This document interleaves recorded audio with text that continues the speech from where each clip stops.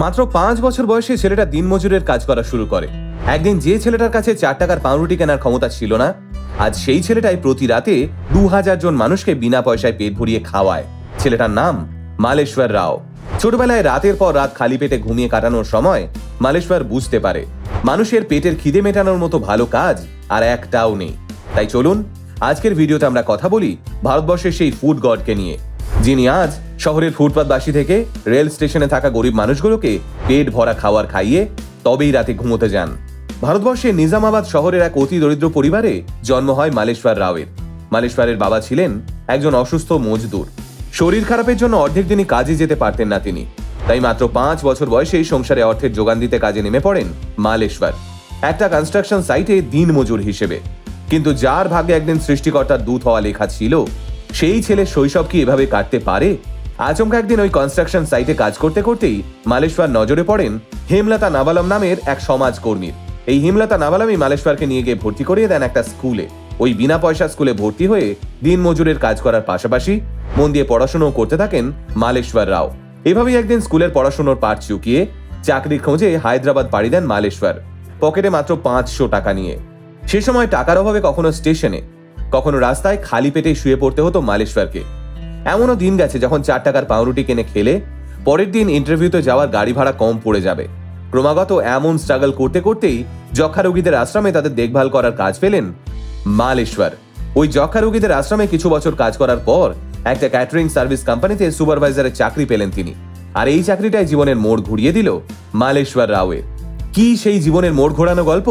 একটা পুরস্কার মঞ্চে উঠে বলা মালেশ্বর রাওয়ের কথা অনুযায়ী, ক্যাটারিং কোম্পানিতে চাকরি করতে এসে দেখলাম বিভিন্ন অনুষ্ঠান বাড়িতে প্রতিদিন কত রাশি রাশি খাবার মানুষ অপচয় করে, আর সেই খাবারগুলো ডাস্টবিনে পড়ে থাকতে থাকতেই পচে যায়। অথচ শহরের ফুটপাতে, রেল স্টেশনে কত মানুষ খেতে পায় না, কত বাচ্চা খাবারের জন্য কাঁদতে কাঁদতে ঘুমিয়ে পড়ে, কত মা নীরবে চোখের জল ফেলে। একদিন আমিও এমন খালি পেটে ছটফট করতে করতে ঘুমিয়েছি। আর ঠিক এই জায়গা থেকে ভাবনা শুরু ডোন্ট ওয়েস্ট ফুডের। আগে হ্যাঁ, মালেশ্বর রাওয়ের সংস্থার নাম ডোন্ট ওয়েস্ট ফুড। কি কাজ করেন মালেশ্বররা? এই ধরুন আজ আপনার মেয়ের বিয়ে, অথবা ছেলের অন্নপ্রাশন, কিংবা ধরুন আজ আপনার মা বাবার অ্যানিভার্সারি, মালেশ্বররা সেই খবর পেলেই পৌঁছে যাবে আপনার বাড়িতে। অনুষ্ঠানের শেষে যখন অতিথিরা চলে যাবে আর আপনি দেখবেন তখনও অনেকটা ভাত আর ডাল বেঁচে আছে, কিংবা অনেকগুলো মাছের পিস ফেলা যাবে, ঠিক তখনই মালেশ্বররা আপনাকে অনুরোধ করে বলবে, যদি আপনি এই খাবারটা আমাদের দেন তাহলে এটা দিয়ে আমরা কিছু গরিব মানুষের পেট ভরা খাবারের ব্যবস্থা করব। এবার আপনি যদি রাজি হন তাহলে সঙ্গে সঙ্গে ওরা হাসি মুখে নিজেদের বাসনপত্র এনে ছোট ম্যাটাডরে করে সেই খাবারগুলো নিয়ে সোজা পাড়ি দেবে শহরের বিভিন্ন রেল স্টেশন, বাস স্ট্যান্ড অথবা ফুটপাথের উদ্দেশ্যে। সেই 2012 সাল থেকে প্রতি রাতে এই সেম কাজটাই করে চলেছেন মালেশ্বর রাও। প্রথমে মাত্র 20 জনের দায়িত্ব নিতেই পেরেছিলেন মালেশ্বর, তবে আজ প্রায় 2000 জন মানুষকে প্রতি রাতে নিখরচায় পেট ভরা খাবারের যোগান দেন মালেশ্বর এবং তার টিম। কিন্তু এই টিম কিভাবে পেলেন মালেশ্বর? এই কথায় মালেশ্বর হেসে বলেন, সোশ্যাল মিডিয়ার দৌলতে আজ এক শহরের মেয়ের সঙ্গে অন্য শহরের ছেলের প্রেম হয়ে যাচ্ছে স্যার। আর এই ভালো কাজের জন্য সোশ্যাল মিডিয়া থেকে কয়েকজন সহৃদয় ছেলে মেয়ে পাবো না?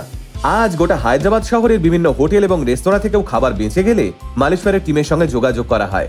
ফেসবুকেই একটা গ্রুপ খুলেছেন মালেশ্বর রাও। সেখানে গোটা হায়দ্রাবাদের যেখানে যা অনুষ্ঠান হয় এবং যেখানে যা খাবার বাঁচে তার আপডেট দেওয়া হয়। সেই দেখে মালেশ্বরের টিমের কেউ গিয়ে খাবার সংগ্রহ করে আনে। আজ মালেশ্বর রাওয়ের ঝুলিতে মোট 26খানা ন্যাশনাল এবং ইন্টারন্যাশনাল অ্যাওয়ার্ড রয়েছে। ইতিমধ্যেই ইন্ডিয়ান ইউথ আইকনের অ্যাওয়ার্ডও পেয়েছেন মালেশ্বর। 2019 সালে তাকে রাষ্ট্রীয় গৌরব অ্যাওয়ার্ডেও ভূষিত করা হয়। একসময় খিদের তাড়নায় রাত কাটানো ছেলেটা আজ হাজার হাজার দরিদ্র মানুষের কাছে ফুড গড নামে পরিচিত। গোটা আলটিমেট মোটিভেশন টিমের তরফ থেকে মালেশ্বর রাওকে আমরা কুর্নিশ জানাই। মালেশ্বরের মতো মানুষেরা বারংবার আমাদের বুঝিয়ে দেন, সুপারহিরোরা দিনের শেষে সাধারণ মানুষই হন। আলটিমেট মোটিভেশন কথা বলে আমার আপনার মতো মানুষের, যারা সাধারণের ভিড়ে থেকেও অসাধারণ কিছু কাজ করে দেখায়। আলটিমেট মোটিভেশন, বাংলায় মোটিভেশন, বাঙালির মোটিভেশন।